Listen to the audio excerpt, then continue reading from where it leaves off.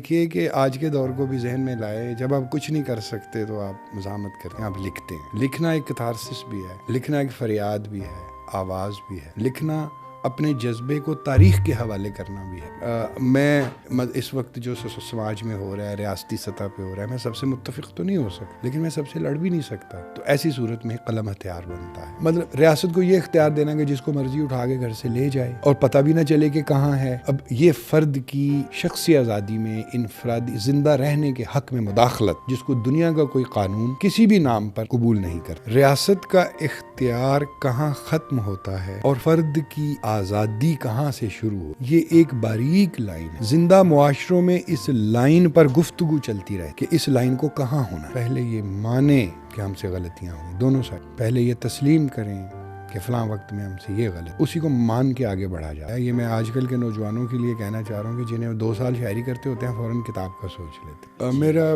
پہلا جو شاعری کا مجموعہ تھا وہ 2006 میں آیا تھا، اور اس وقت مجھے شاعری کرتے ہوئے کم و بیش 15-20 سال ہو گئے۔ اس کے بعد میرا پہلا مجموعہ ہے۔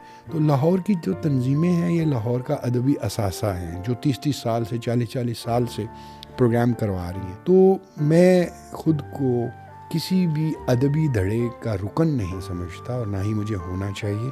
عجیب ٹوٹ پھوٹ تھی کہ کائنات ہل گئے، زمین وہ نہیں رہی، فلک سروں سے ہٹ گئے، گمان کی چٹان سے جو خوف تھا نکل گیا، چٹان ٹوٹ کر گری، زمین کے ساتھ مل گئی، عجیب ٹوٹ پھوٹ تھی کہ کائنات ہل گئی۔ اساتذہ اپنے شاگردوں سے یہ کہتے تھے کہ آپ کم از کم 1000 اشعار یاد کریں اور آ کر ہمیں سنائیں۔ پہلے تو کوئی یہ تعداد 10,000، پھر کہیں 5,000 ہوئی، پھر 1,000 ہوئی۔ اب 1000 اشعار جب زبانی یاد ہو جاتے تھے کسی شخص کو اور وہ آ کر سناتا تھا، پھر استاد کہتا تھا اب 2 سال کے لیے چلے جاؤ اور ان 1000 اشعار کو بھول کے آؤ۔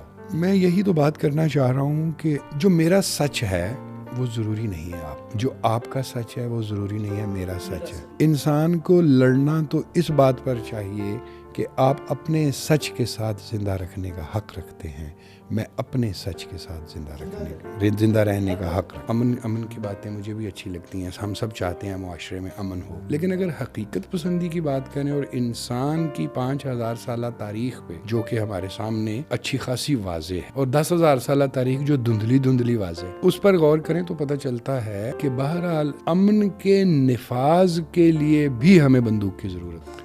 جمائے ضابطے مدار سے نکل گئے، زمین و آسمان اپنے راستے بدل گئے، وہ آگ تھی کہ آگ ہی جو آگے چل پڑی تو راستے نکل پڑے۔